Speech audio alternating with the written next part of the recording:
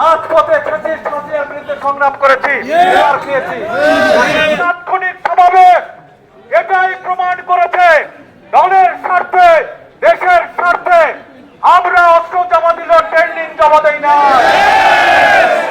আবারও যদি এই অঙ্গনে ফ্যাসিস্টের স্বৈরাচারীরা মাথা চারা দিয়ে ওঠে, তাহলে সমন্তারকে নিয়ে ইশারায় কাফি। আপনারা বুঝে নেবেন আপনাদের পরিণতি কি হবে। এখনো টুকটাক এদিকে সেদিক ঘোরাফেরা করছেন, আমরা কিন্তু সমস্ত খবর রাখি।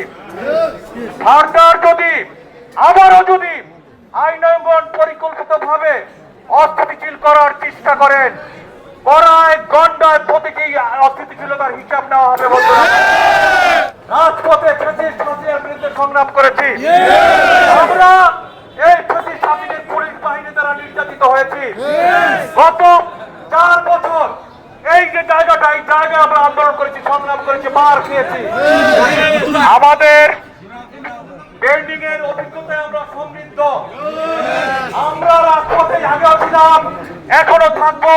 দেশনায়ক জনাব তারেক রহমানের একজন অতন্ত্র প্রহরী সৈনিক হিসাবে যখনই দেখবো দেশের বিরুদ্ধে ষড়যন্ত্র হচ্ছে, যখনই দেখবো আইন অঙ্গনের ষড়যন্ত্র হচ্ছে, আমরা সবাই ঐক্যবদ্ধ ভাবে ঝাঁপিয়ে পড়ে সেই ষড়যন্ত্র মোকাবেলা করবো। আপনারা সবাই রাজি তো?